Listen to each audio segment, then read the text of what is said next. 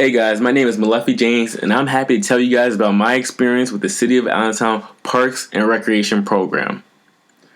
This program is directed to the inner city youth and was established about 100 years ago to bring the kids of Allentown something productive and fun to do during the summer. And what's even cooler is that they get to go to Dorney for free. Woo! I wish I was a kid again.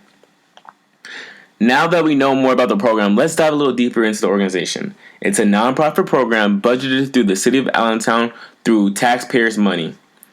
And they work with the Allentown School District to feed the kids lunch every day, and a portion for that budget is supported by the state. The program is structured with one program director, 6 supervisors, and about 53 playground instructors. There are 20 playgrounds where kids can sign up for, and there's always 2 to 3 instructors and at least one male and female at each playground. That takes care of a range of about 15 to 60 kids. Yes, it gets crazy. With the ever-occurring problems, everyone in the organization is very tired by the end of the day. But they have a blast, which is why I loved it. I talked to the program director, John, and we broke down some important things that pertain to the program. We first focused on the program's mission, goals, strategy, and structure. The program director said that his goals was to keep the youth active during the summer, and he was going to accomplish this with his committed and hardworking instructors. The park program instructors go through rigorous interviews, and the best ones are invited back-to-back every year.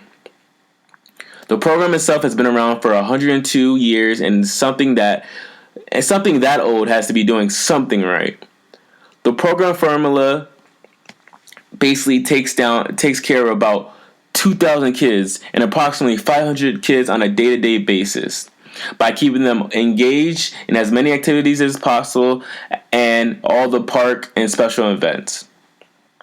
Next, I pulled a Sherlock Holmes and got all the juicy details of how the program budget is divided. As curious as I am, this wasn't even the best part, but that's more to come. The program's budget was broken down into 8 parts, and together it was approximately $200,000, and to bring fun and joy to the kids during the summer, so it's worth it. 79% of that budget, translating to $175,000, is directed to salaries. Ouch! Busing takes up about 8%, Dorney takes about 7%, sports equipment takes about 2%, and t-shirts, arts and crafts, and advertising and miscellaneous each individually take up about 1% of the budget.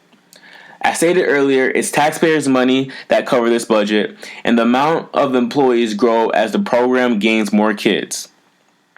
The program provides such a valuable service. It takes in kids every day and watches and feeds them at the playgrounds. Also, every other day, the City of Allentown Parks and Recreation Program provides the kids with out-of-park activities such as swimming, bowling, Wildlands, and Dorney Park.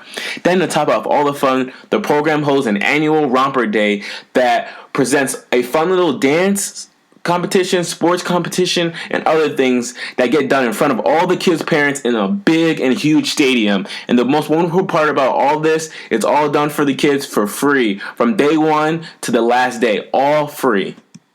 Marketing is very little of the budget and is spent on mostly park signs and listings. As I talked to the program director about the program, he inspired me when he talked about what it took to be a leader. This was my most favorite part. And what he said was, you have to be a positive person, a people person, effective communicator, highly motivated, excellent planner, and very determined. And then he further broke it down. And he also said, you have to inspire others to share your vision, walk the walk and not talk, and help others to their full potential. And after all this information, I marinated in it and thought about it, and with the knowledge I gained from the strategic planning class that I'm taking during the summer, I came up with a few ways that could benefit them. One thing is regarding their extreme amount of money they're spending toward their salaries.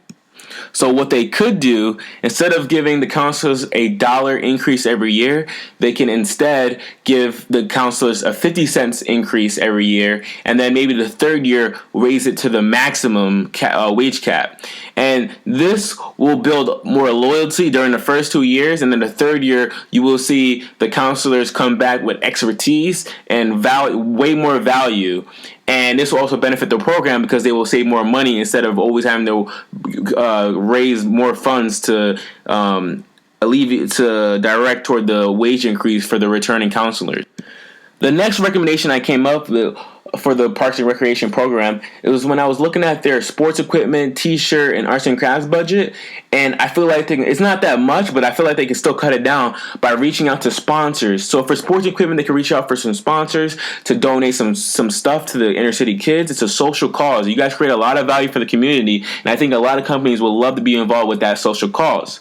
You can reach out to some t-shirt companies. Maybe they can help you save money on that. And arts and crafts, for example, Crayola, I feel like Crayola would love to give back to some inner city youth and give crayons and spread the awareness that they're giving back. My next idea was marketing for like maybe radio, reaching out to radio to send some spots out, and people love to listen to that and will respond to that.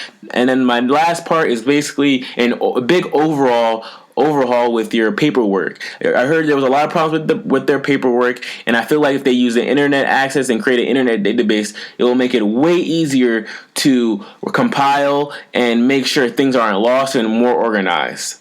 All in all, the program was a great thing to look at, and I hope that it always stays a success, and I hope it lasts for 100 more years. Thanks for listening, guys.